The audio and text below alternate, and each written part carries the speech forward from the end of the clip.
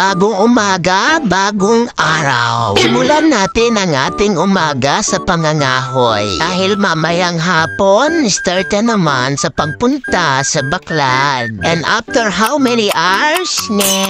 Kailangan na naman mag-ready dahil babiyahe na naman kami. At ang bilis ng oras. 2:18 PM. Start na naman ang pag-alis. At wala nang pakialam si Happy sa amin. Di na siya gaya ng dati na humahabol, umaharang sa motor namin. Ganon siguro talaga pag nasasanay na. Mapatao man o hayop, nawawalan na lang talaga ng pakialam. Pwera na lang sa mga marites dahil dun sila magaling. Sa kakadaldal ko, andito na pala kami sa bayan. I love Anda. Unti-unti na rin nabubuo ang Christmas tree na kulay blue. At mamimili muna pala kami ng Ricardo. Dahil sigurado mamaya sarado na pag-uwi namin. At matapos nga namin mamili, diretso na rin kami para magpagas para tuloy-tuloy na ang aming biyahe.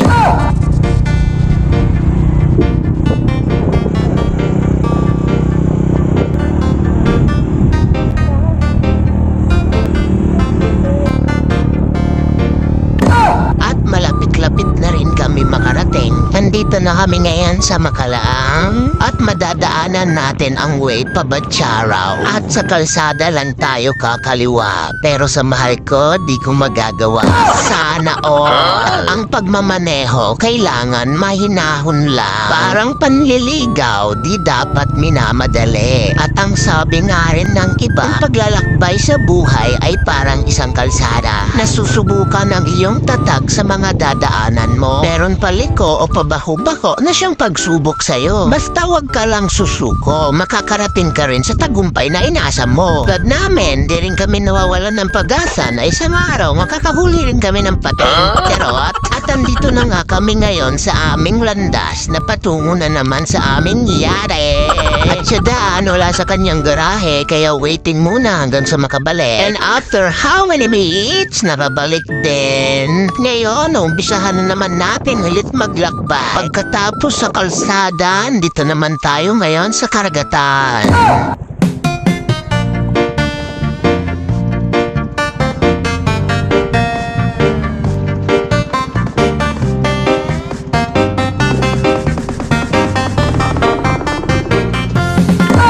Nakita ko na naman ang karugtong ng Panakalan Island at sobrang baba pa rin ng tubig dito kahit nasa gitna na kami ng dagat. Mamaya pagdating ng sunset, napakaganda dyan. Diyan kami unang dumadaong pagkatapos namin sa Baklad para magtanggal ng damo at maglinis ng bangka. At medyo nalalapit na rin kami ngayon sa Baklad dahil unti-unti na rin kami sinasalubong ng mga alon at parang kalsada din talaga na lubak-lubak. Ang pinagkaiba lang sa kalsada tuyo dito basa at nakarating na nga ulit kami sa Baklad. At may nakita akong ibon dyan, hindi lang nakuhaan ng camera. Pag may ibon pa naman natambay sa Baklad, ibig sabihin maraming isda. And then, let's see. At yan na nga, inaayos niya muna ang nabaling kawayan sa dulo. Dahil sa lakas ng agos at luma na rin yung kawayan, ayan, bumigay na. At mabilisan niya na rin ibinababa ang mga tali. Paikot yan habang balanse niyang tinutulay ang mga kawayan.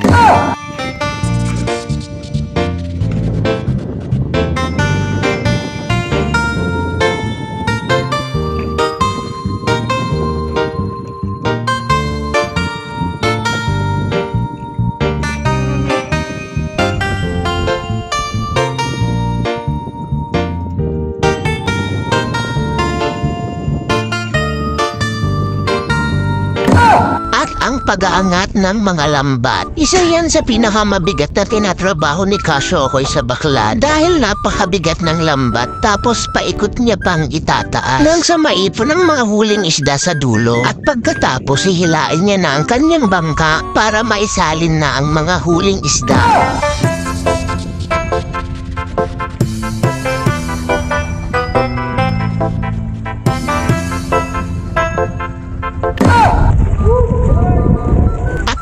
Nga ang tambay ng ibon dahil medyo maraming huli ngayon ang Baklad. Nakakatuwa naman. Thank you, Lord, palagi. Ito na nga ang aming huli for today video. At ang dami na namang fish from the sea. At matapos niyang ibaba ang mga net, gugora na kami papunta sa maliit na isla para maglinis ng bangka at ilagay sa sako ang mga isda. At oops, stop muna. Nakakain na naman ng damo ang LC ng aming yate.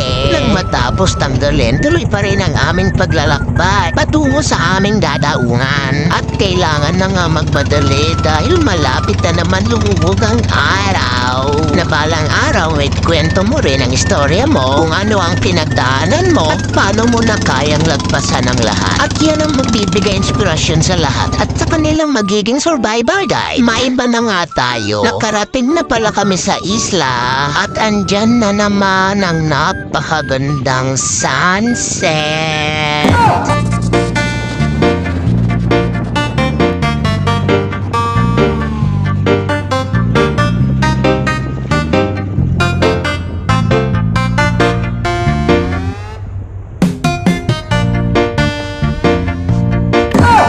Pinuumpisahan na nga rin linisan ng aming yate dahil magdadahan-dahan na rin kaming umuwi dahil ang takip silim ay paparating na. Kailangan namin makapag-unahan bago kami abutan ng dilim. Pero ang pamamaalam ng papalubog na araw na nagsasabing may bukas pang darating at hintayin mo ang aking liwanag. Kaya tuloy lang ang buhay natin, may bukas pa.